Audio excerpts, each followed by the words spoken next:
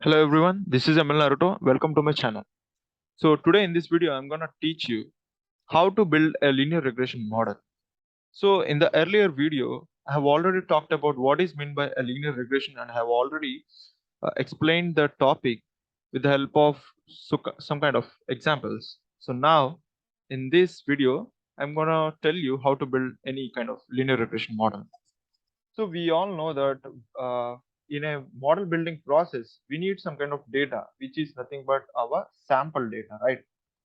So with the help of this particular sample data, we usually build a machine learning model. Okay.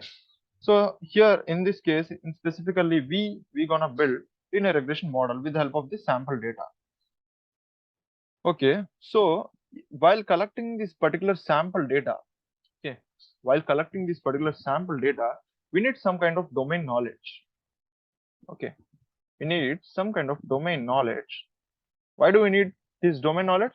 Because we are given some kind of data set like this. Okay, we are given some kind of data set, and here these are some kind of columns here. These are some kind of columns. Let's say this is the serial number, and this is some x1, this is x2, and this is x3, and this is x4. Let's say, okay. So these are all the columns here, and these are all the rows here. That is nothing but our data points. So we need, while collecting this particular sample data, we need some kind of domain knowledge to decide upon which are the important variables that are needed in order to build a machine learning model. Okay, for example, there could be so many number of variables, let's say, and so on. The number of variables maybe, let's have, we can have some 86. Okay, we total have some kind of 87 variables. So out of all these 87 variables, what are the important variables? Okay, what are the most important variables that can be used to build a linear regression model? So if we want to decide which are the important variables out of all those 87 variables, this is an example, right? So there could be less than 86, or there could be greater than 87 variables, so whatever maybe the number is. But we can't even, I mean, we can't consider all the variables. Why? Because those, most of them are useless. So we just need to consider the variables that are extremely important in building a linear regression model, right? So if you want to decide what are the variables that are very much important in model building, if you want to decide, for that you need some kind of domain knowledge, right? Okay. So okay. So and then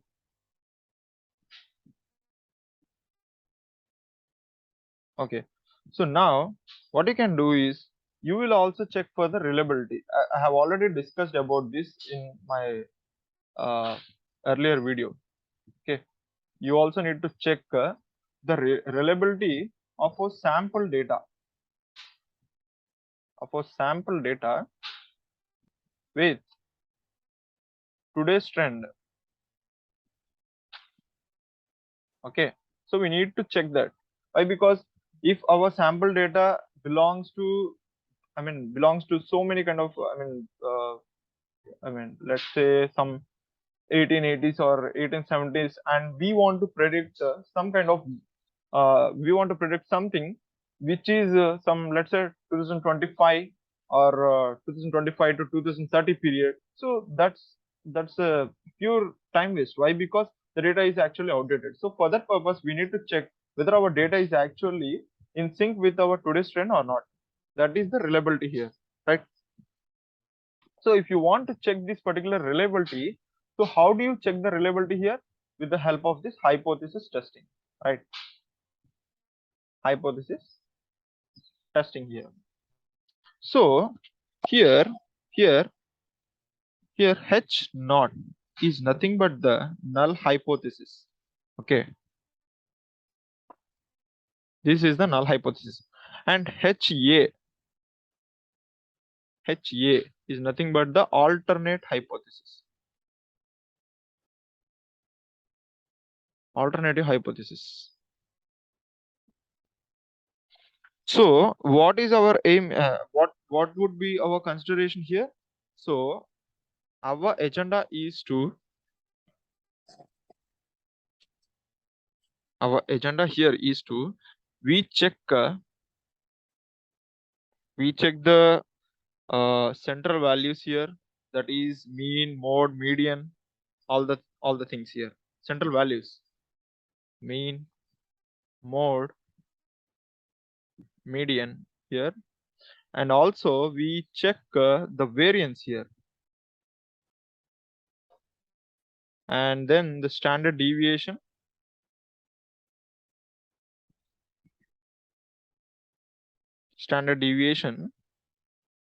uh, of all the columns, okay, of all our columns. After checking the central values and then variance, standard deviation of all our columns, then we compare this with the our population data. Okay, we have some kind of population data, right? So in this data we also have some kind of columns, right? The same columns, and we here this is nothing but the sample data here. This is the sample data. So we need to calculate the central values of the sample data, the variance, the standard deviation for our sample data here, and then we need to compare this with the population data here. So we need to compare the central values, variance, standard deviation of the sample data with the population, right? Okay, and after comparing that, what we can do is, if our null hypothesis, okay, if our if null hypothesis is true, then our data is reliable, so we can trust our data, right? For example, if h naught is not true, okay, if h naught is not true, then our data is not reliable, we can say this. Our data is not reliable, that is we are in a danger zone. I mean, this would be not the best data to predict something, right? So we can tell our client that, see, this data is not up to the mark, like this is not in sync with our today's trend. So just go back and collect the data which is the latest one, okay? That is the let's say the data should be something uh, like 10 years 10 years older from now.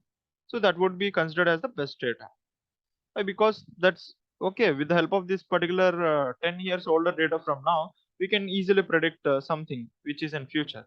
But when you look at the data which is some hundreds of years of older one, so we can't take the data and predict something which is in very coming future, okay, that is 2022 or 2025. We can't predict with such kind of older data.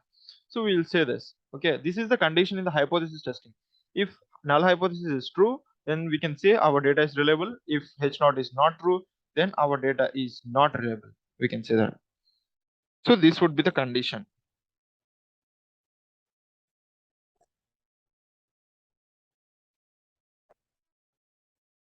right?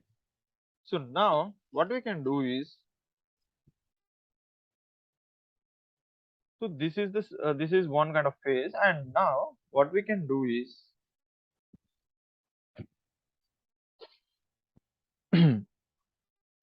see, we have so many kind of variables, that is x1, x2, x3, and so on. These are all our independent variables, and we only have our dependent variables, that is y. Okay, with the help of these independent variables, we predict y. So for that, we need to think. We need to think. We need to think whether my independent variable, whether my independent variable is a good predictor is a good predictor of y or not. We need to think about this. Why? Because see here, just look at here. This is x1, right? So we need, for example, if I want to pick x1, so I'll be thinking like if x1 is the right predictor of y, I mean, with the help of this x1, can we predict the best value of y or not? We need to think this.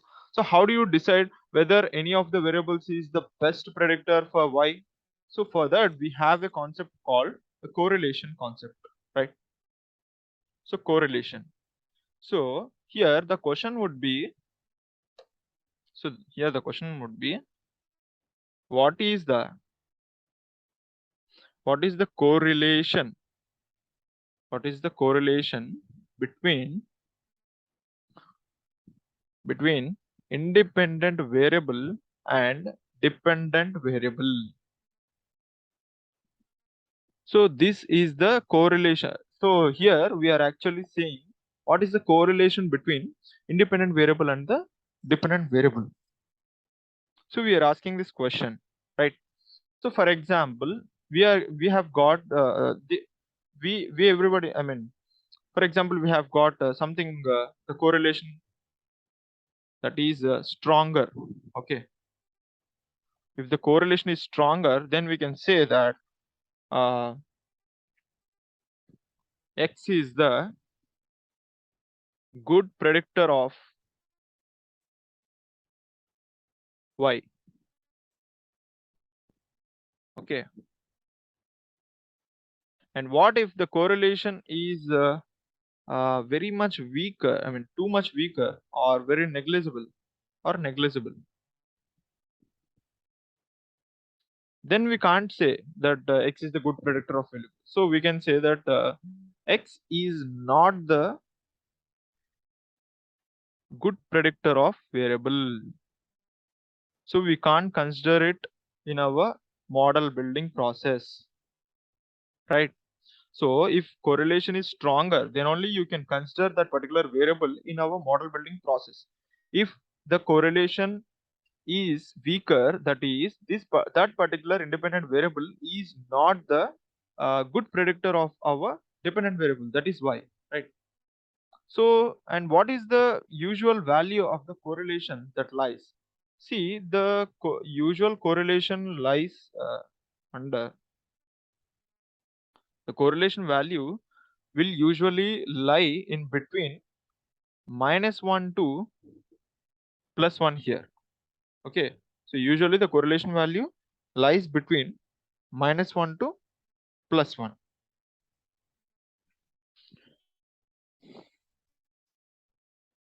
Okay, so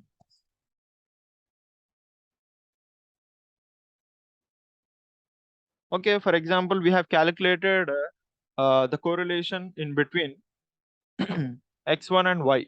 So we have calculated the correlation between x and y, and we have got the value as something nearer to +1. 0.9 is nothing but it is very much uh, closer to +1, right? So we have got the value that is 0.9, which is very much closer to +1. Then we can say that x1 is the good predictor of y. Why? Why? Because see here, it is actually close to +1. That is, it is having some strong correlation. 0.9, that is which closer to +1. That is, it's having some strong correlation. Strong correlation. And we have also checked x2. We have also checked the correlation between x2 and y, and we have got something like -0.8 something. Okay, -0.8 something. So which is very much closer to -1, right? So this is also a strong correlation, but this is the strong positive correlation, and this is the strong negative correlation. Okay, no matter whatever may be the type is. For example, even if the correlation is of a negative, we can still consider this particular variable, that is x2, is the good predictor, of y. We can still consider this x2 in our model building process. Why? Because no matter whatever may be the type of correlation is, whether it is strong, then we can just consider it in our model building process. See here, this is strong positive correlation, no matter positive or negative, but if it is strong, then we can still consider. See here, it is strong negative, no matter whether it is negative or positive. If it is strong, then we can still consider it in our model building process, right? So this is, so you can ask me a question that okay, so correlation only lies between -1 to +1, right? So if +1, if it is +1, then we can consider it in our model building process. Okay, that is close to +1. If it is close to -1 also, you can consider it in our model building process. Then what happens if it is close to 0? Do we still consider it in our model building process? You may ask this question, right? For example, I have calculated the correlation. I have calculated the correlation between x3 and y, right? And I have got some kind of value like 0.01. This is the correlation. Okay, so this is my value of the correlation between x3 and y. So what is it indicating? So this is actually very much closer to the value 0. So it is actually saying there is there is no there is no linear relationship. Okay, there is no linear relationship between x3 and y. So it is not the good predictor of y. So we can't consider this particular x3 variable in our model building process. Why? Because there is no linear relationship here. That is, the data is pretty much scattered here. Like, see, for example, if it is -1, then our graph would be like this.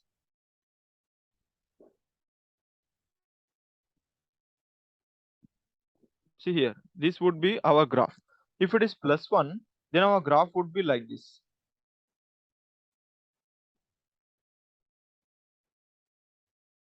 Okay, but if it is 0, then our graph would be like this.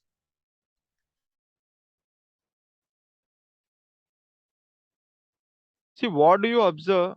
What did you observe from the three graphs here? See, I'm rounding up here. So this is the one kind of graph here, and this is another kind of graph here, and this is the third graph here. So in the first graph, if it is, see, this is the x value, right? And this is the y here. So see, what does it indicating? If x is increasing, y will definitely decrease, right? If x is increasing, y will definitely decrease. And what is it indicating here? This is the x and this is the y here, right? If x is increasing, y will also increase. Okay, this will increase, this will also increase. So that is the strong positive correlation. This is the strong negative correlation. If x is increasing, this will decrease. Okay, and what is it indicating? There is no kind of linear relationship between x and y. See here, this is the x and this is the y. Can you say that any of the, I mean, any of the interpretation here? Like if x is increasing, y will also increase. Can you say that? No. Why? Because the data points are all scattered. That's a pure cloud. So you can't even specify the relationship here. So you can definitely say that there is no linear relationship here between x3 and y. So we can't consider. So we can't consider x3 variable in model building.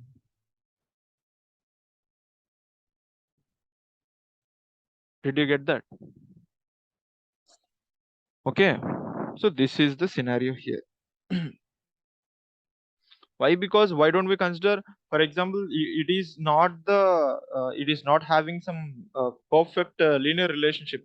So considering it in our model building is absolute time waste, and also it would be of no use. Why? Because it's actually not defining the relationship here. So how can you consider it in our in our machine learning model here? So we don't consider here. So what do we need here is,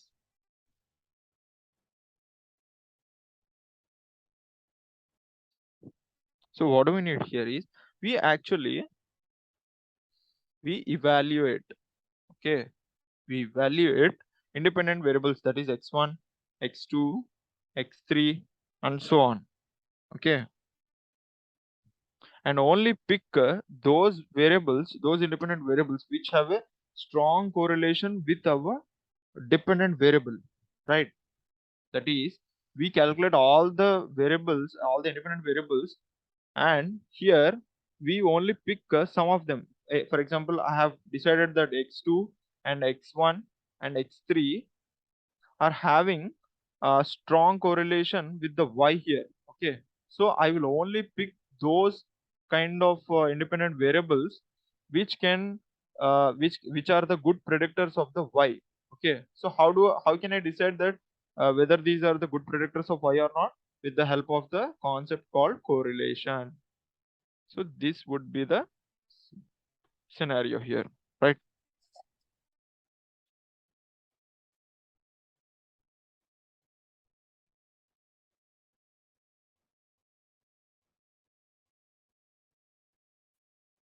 So if it is like if the correlation, if the correlation is, if the correlation is closer to +1, we can say that this is a good predictor. This is the good predictor, okay. If the correlation is actually -1, closer to -1, we can still say that this is a good predictor. The variable is a good predictor of y. But what if the correlation is closer to 0? We can't say that this is a good predictor, and instead we can say that we need some more. We need to like we need some further research, right? I'll write here. We need further research. Further research for what? To decide upon whether it's a good predictor of y or not. So if you want to decide whether it's a good predictor of y or not, so we need further research. Why? Because it's actually not defining any kind of relationship. This is a pure scatter, so we can't even decide. So we don't consider. We just don't simply consider it in our machine learning model here, right? So now I'll tell you I'll tell you the formula of the correlation here now. So the correlation formula is having something like sigma I equal to 1 to n of xi minus x bar into yi minus y bar divided by square root of sigma I equal to 1 to n of xi minus x bar whole square into square root of sigma I equal to 1 to n of yi minus y bar whole square. So this is the situation here. So we can say, do you know the what is meant by a variance here? So variance is nothing but the square here. Variance is equal to xi minus x bar whole square. So you can simply call this particular term is nothing but the variance, okay. But what is it mean by a covariance here? What is the covariance here?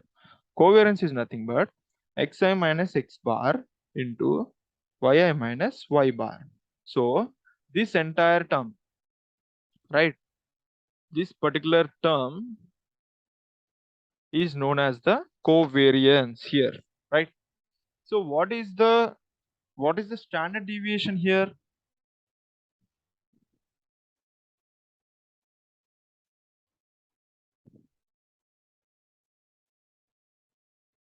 So what is the standard deviation here? Standard deviation is equal to square root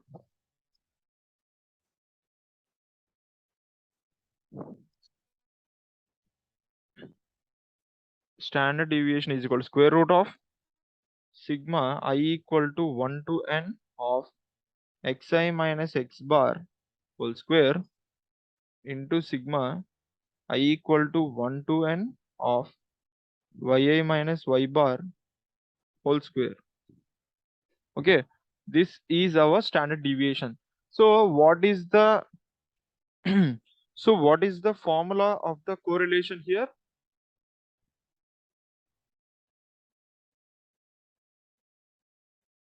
So the formula of the correlation is nothing but the ratio the ratio the ratio of the covariance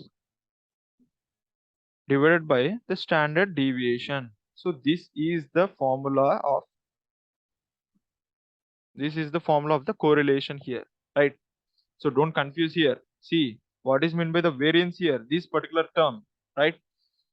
This particular term is nothing but the variance xi minus x bar whole square. Okay, and what is the covariance here? Covariance is nothing but xi minus x bar into yi minus y bar. So the numerator is nothing but the covariance. What is meant by the standard deviation here? The denominator itself. Okay, so what is the correlation here? Covariance divided by standard deviation. So this is our formula for the correlation. Okay, so now I'll explain what are all the things. Okay, so covari so what is the what is the notation for the correlation here? So uh, correlation is denoted by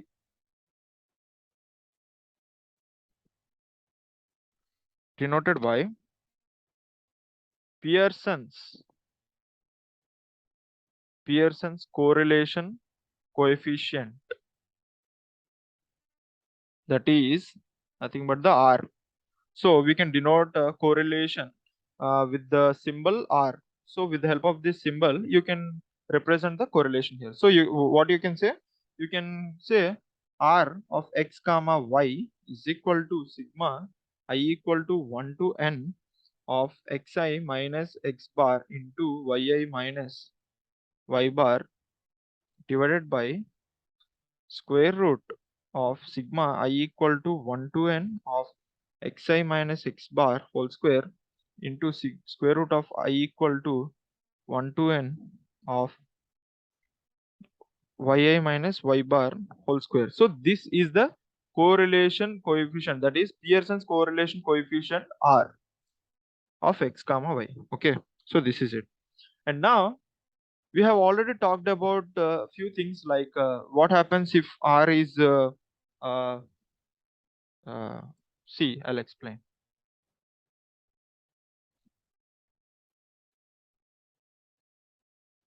So we can have these three graphs here. Okay, so here what happens is uh, these are the points here,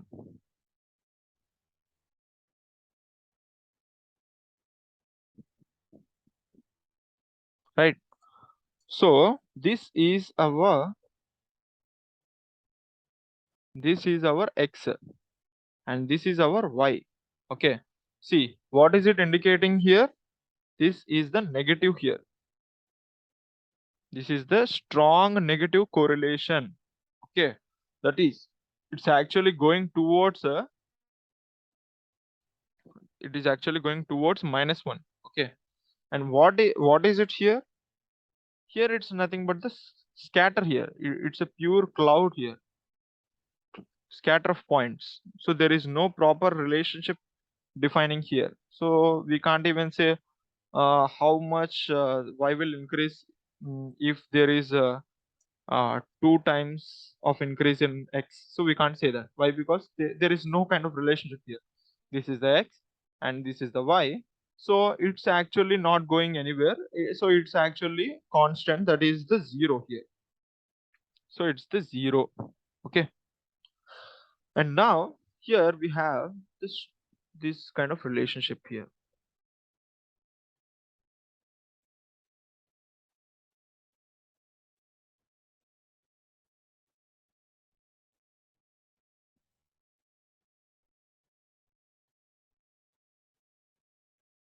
Okay, this is the relationship here. So what is it? This is the x here and this is the y here. So what's happening here? So this is actually this is showing us the strong positive correlation here. Okay, so it is actually going towards the +1 value here, right? So +1. So now we know that we will consider this and we will also consider this in our model building process, but not this. Why means I can tell you why it is actually approaching 0. Why not -1 and +1? I'll explain. Okay.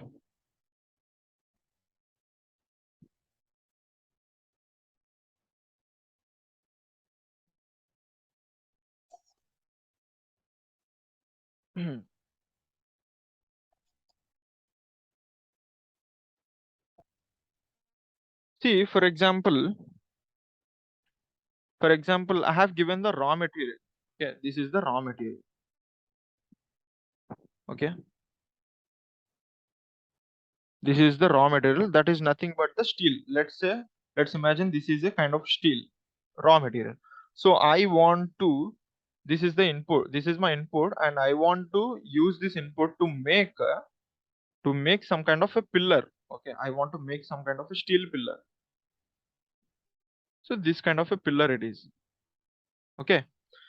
So the pillar thickness should be some 20 mm. Okay, the pillar thickness should be 20 mm. Okay, so I have processed this raw steel here, and I have got so many pillars here, and the most pillars are of 20 mm. Okay, I have processed this raw steel and I have got so many kind of pillars, and most of the 90% of the pillars are actually having the thickness of 20 mm. But some pillars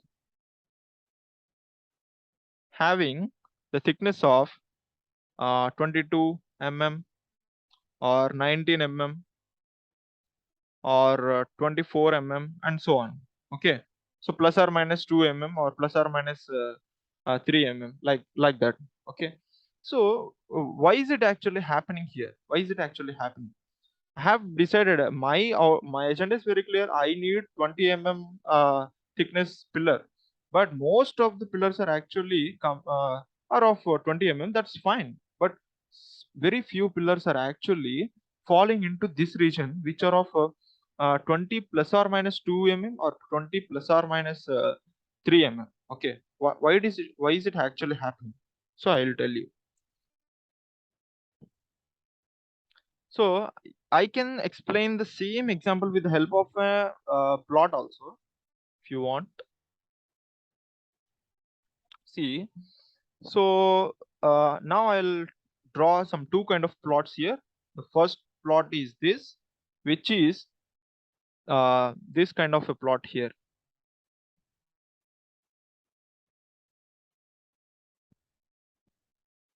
So this is the X, that is the raw steel. Okay, and this is the Y here, that is the pillar. I want pillar. So this is the relationship, and this is nothing but the linear relationship. So here all the pillars are actually of 20 mm, which is our desired output. So this is perfectly fine. Okay, now we can also have some kind of plot like this, where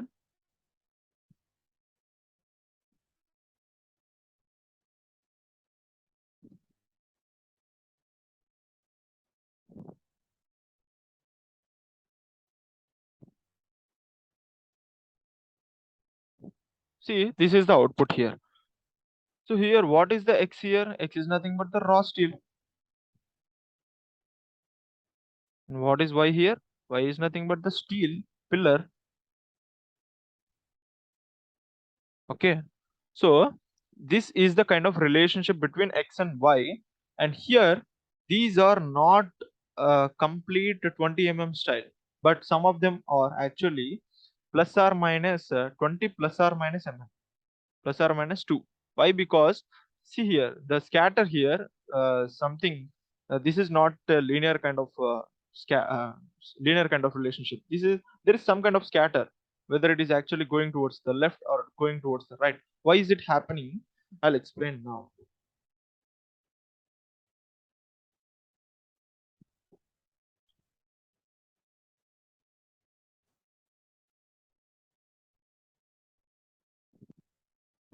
Okay. For example, for example, uh, I have given raw steel. Okay, I have only given the raw steel, and I was, I mean, uh, I was set to predict some kind of pillar. Okay, pillar length. So, in order to predicting this particular pillar length using this raw steel, we are getting this kind of a graph, this kind of a plot. Why? Because there is some other kind of factors which are actually useful in making this pillar, right? For example, in order to make this particular pillar, we also need to have raw steel. Along with this, we also need to have some kind of other metals. Maybe let's say I'm just saying this as an example. Okay, don't consider this seriously. For example, I'm saying some nickel and some iron. Okay,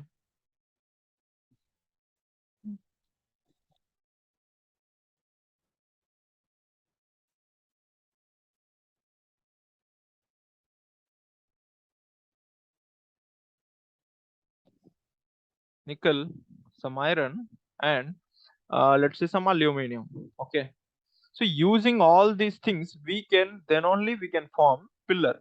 But what is happening here? We are actually considering only raw steel here, but all these remaining three variables are actually missing in the prediction of this pillar, in forming this pillar. So what happens? There would definitely be some kind of scatter here. If we consider all these three elements also along with the raw steel, then we can find a then we can form a graph like this. See here, this would be the perfect graph. This would be the perfect linear kind of relationship graph here. Why? Because we are actually considering all the elements, that is raw steel and nickel and iron and aluminum to form a kind of pillar. Okay, but if we don't create but if we don't consider all these three things, then we can find form a graph like this, right? So this is the reason for the particular scatter here. So now I have already explained this. Now I'll explain uh, what is the meaning of the no linear relationship. That is, I'm going to explain.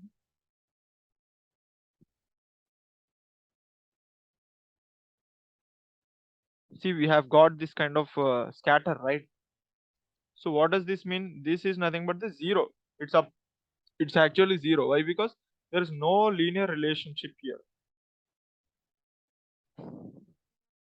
No linear relationship between X and Y.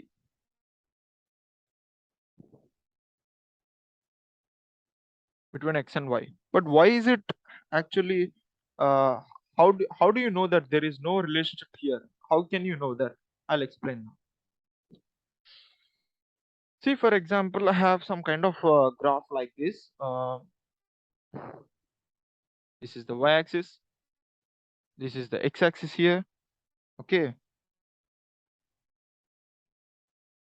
Oh, sorry. So, uh,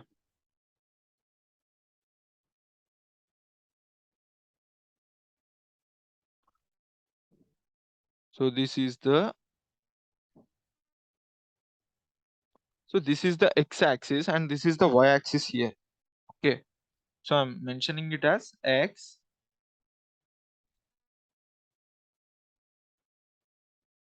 and this is the y here. Okay. So now what is the mean of this particular x? Mean is nothing but the middle central value, right? So see here, from here to here, what is the central value? Approximately here, this line, see.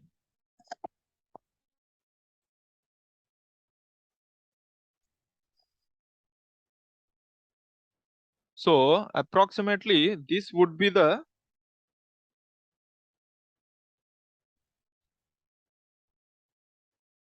so this would be the mean, right? This would be the mean of x. That is nothing but the x bar. This is the x bar. And what is the mean of the y here? Y bar is nothing but the middle value, right? For example, here from here to here, what is the middle value? Nothing but the this, right? Approximately. So I can indicate that with the help of another color, maybe green.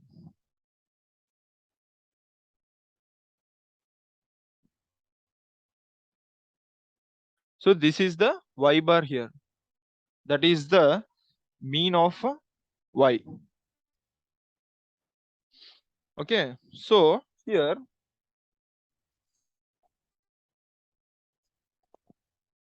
for example, let's take this particular first quadrant here. So we can number it like this is the first quadrant and this is the second quadrant and this is the third quadrant, this is the fourth quadrant here. Okay, so we have four quadrants here. For example, if we want to consider this particular thing, so what is the let's say these are all the points here, right? For example, the let's say, okay, these are all the points here.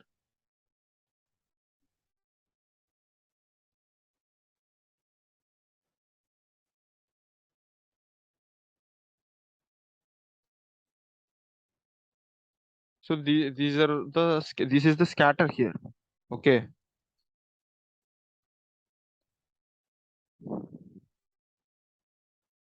so this is the scatter here. Now what we can do is we can just try to form here. For example, okay, if I want to pick some kind of point in the first quadrant, for example, I'm picking this particular point as my desired point in the first quadrant. So what happens here? So what is this line here? X bar, right? And what is this particular value? This is the xi. So what is the distance here? What is the distance here? Nothing but, what is the distance here? X minus x, xi minus x bar, right? So x minus x bar. Why? Because this is the x bar, right? So this line, this entire line is the this vertical line, vertical red line is nothing but the x bar. And now this, where is this point locating here? It's towards the positive side of the x, right? So this is x minus x bar. So this is the distance if we subtract x from the x bar, right? So now what is the value here from this to this? This, what is this value? This is the y bar, this horizontal line. This horizontal green line is nothing but the y bar here. Okay. And now what is this point here? This is actually towards the positive side of the y bar. So this is nothing but the y minus y bar here. Okay. See here, something, if we subtract x bar from the positive side, what we will get? Nothing but the plus, right? We will get some kind of plus value. Okay, this we will get some kind of plus value. And what happens if we subtract mean from the positive value? We will also get the positive value. So plus into plus is nothing but that is equal to,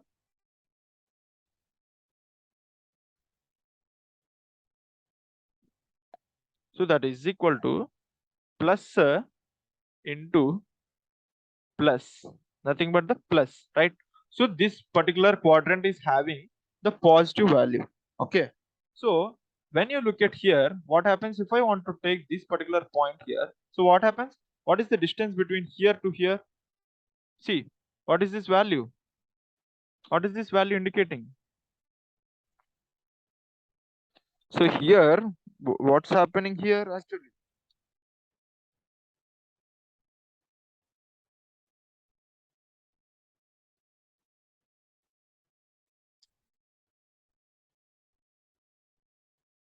So here, see here, uh, what is this particular value here?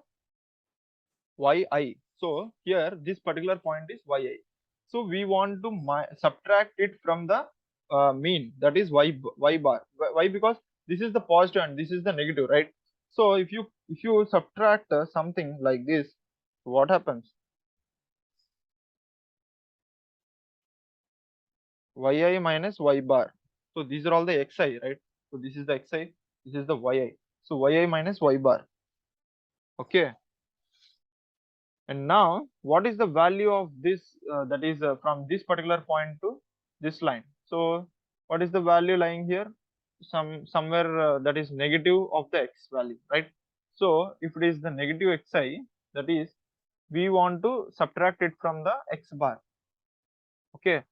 So, this is the lowest value and this is the highest value. This is the I'll tell you. This is the lowest value. This is the highest value. This is the lowest value, this is the highest value. So what happens? We'll get this, for this value we'll get minus, for this value we will get minus. So what happens? Minus into minus, that is equal to plus, that is the positive. So the third quadrant is also having some positive, right? So now we'll go to the second quadrant here. If I take this particular point like this here, what happens?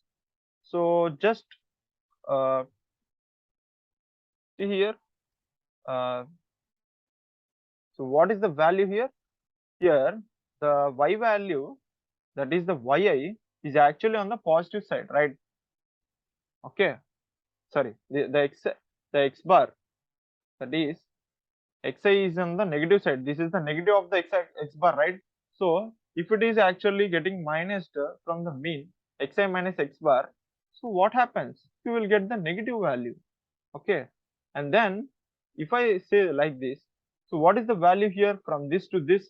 This is the positive y, and this is the, if you want to minus it from y bar, so what happens?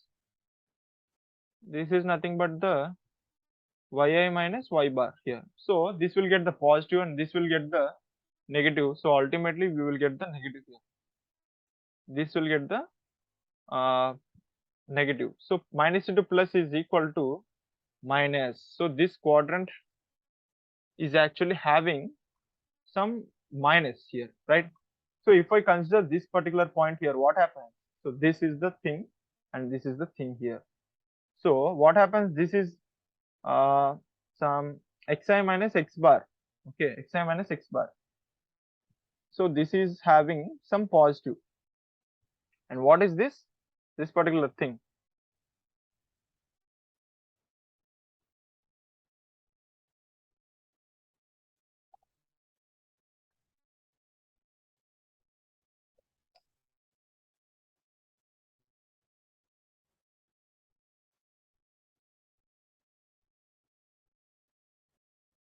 See here, from this point to this point, what is it actually happening? So yi minus y bar is actually happening here. Okay, this will gives us the negative value. Why? Because here y is in the negative side, right? So if you subtract this yi, if you subtract the yi bar from the negative one, so what happens? You'll definitely get the negative value,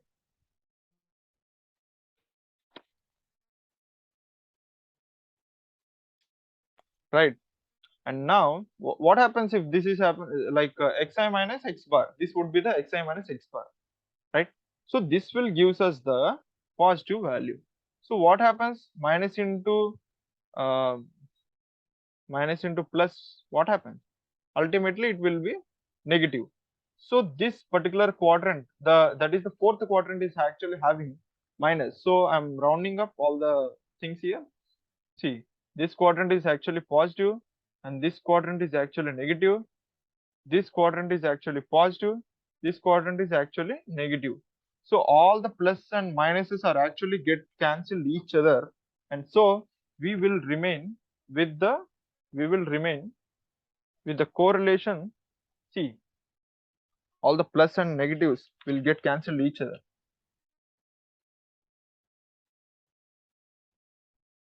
Plus plus get cancelled each other. This is the minus. So this and this all gets cancelled each other, and we will finally get the value that is the zero. This is the correlation, right? This is the zero correlation. For this we will have some kind of a scatter plot like this. That's a pure cloud. Okay, so for this reason we are actually getting the we are actually saying the this particular correlation is of zero. So there is no proper linear relationship. We can actually say that, right? So how is it actually getting cancelled here? I'll explain, don't worry. How is it actually getting cancelled here? For example, see, we are having this I equal to 1 to n. Now xi minus x bar into yi minus y bar, right? So if you sum up all these things, then what happens here? If you sum up all the covariances, then all the minus and plus will actually get cancelled each other. Okay, then we will get the zero here. This zero is nothing but the zero correlation here. That is, it doesn't have any kind of linear relationship. Okay, what does this zero correlation means? So it's actually saying this would be the plot of the zero correlation.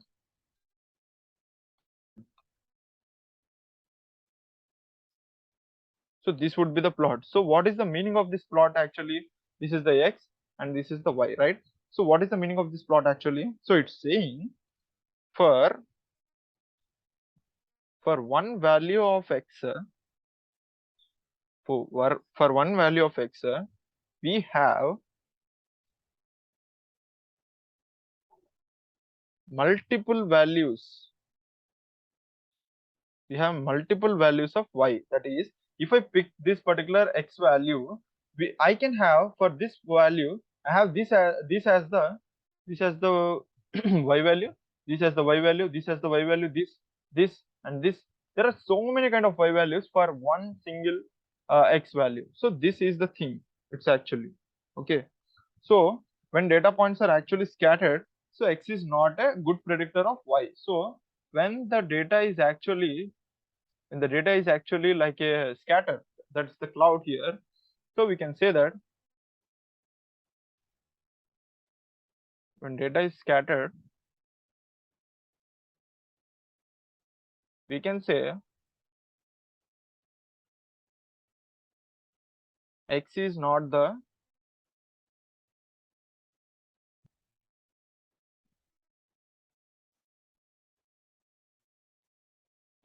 good predictor of y.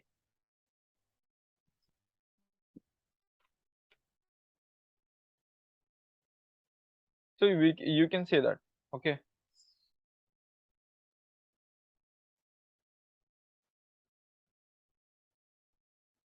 so what does that mean actually? For example, how can you say that? I mean, how can you plot that? For example, like this.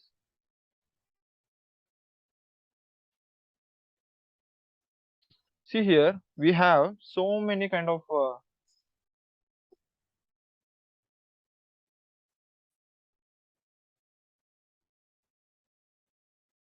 so this is the relationship here. Okay, this is the x here, this is the y here. Okay, and now you want to okay, if you run your model, you can have so many kind of so many infinite number of lines. Okay, so this is a linear regression, right? So you can define your relationship between x and y through multiple lines. For example, this could be one line and this could be another line. So this could be another line. So this could be one thing, this could be this, this, this, this. So many, there are so many kind of multiple infinite number of lines. So there are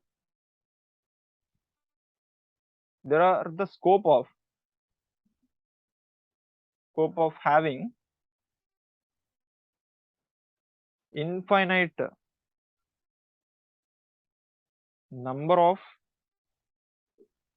lines which define linear relationship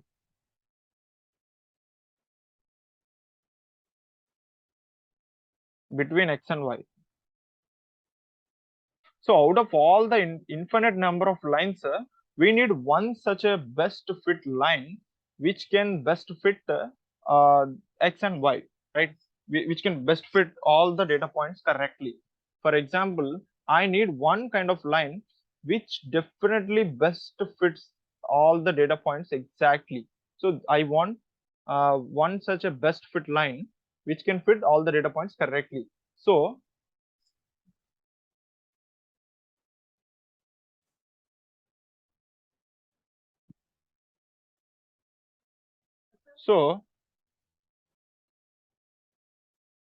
we need to find best we need to find the best fit line out of all infinite number of lines. So for that, we have so many algorithms. We have many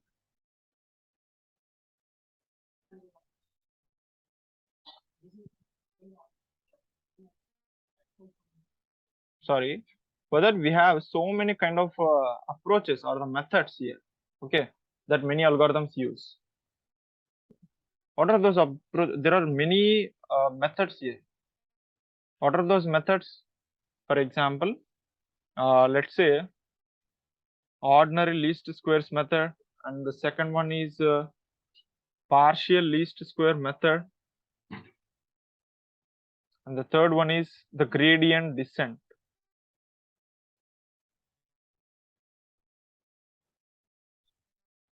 So there are so many, I mean, so many kind of methods with which we can definitely say that this is my best fit line out of all the infinite number of lines. So, but the most popular ones are ordinary least squares and the gradient descent. So in the coming videos, I'll be discussing about all these things, which are the methods that we gonna use in predicting this particular best fit line. So I'm gonna tell that in the future, in the coming videos. Okay. So, but I just want to know one thing, like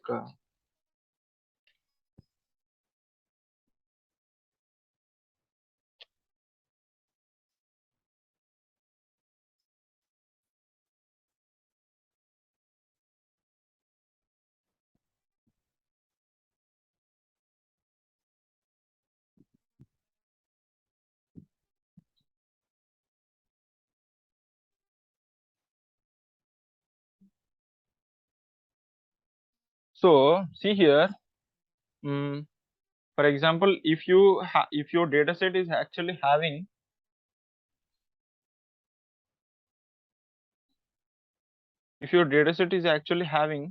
uh, this kind of a scattered relationship, that is which is not linear. Okay. So if your data is not linear,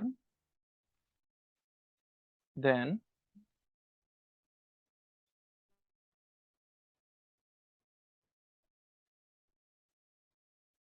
that is example y is equal to x square, for example. Okay, this is not the linear relationship, for example, right? So what happens, we transform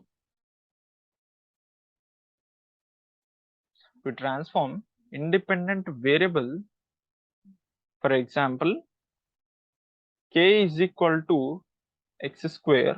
Okay, we transform this particular independent variable and build a linear model using k and y, that is y equal to k. Okay, for example, see, did you get this? What I'm saying, what I'm trying to say? See, y. So see here, y is equal to x square, right? So this is not a linear thing. Okay, this is actually rising to the power of 2, so which is not a linear one. If it is rising to the power of 1, then we can say that is linear. So y is equal to x square means it's not a linear. So how do you transform? So you can temporarily store this particular x square value into in x in k, like okay, k is equal to x square. If you assume this, let's assume this, then what happens? You can equal y equal to k, right? So that implies y is equal to k. You can write like this. So k is actually rising to the power of 1, right? So this is a linear thing. So you can build a linear model using this function, using this equation y equal to k. So like this, you can do that, right? So that's all for this video. And now I'll be explaining, or I'll be teaching all the things which are related to these particular approaches, that is OLS, alternate least squares, and the gradient descent methods in the coming videos. So this is the end of the session here. So I hope you all have understood the concepts very well. And I'll see you in the next video. Thank you and take care. Jai Hind.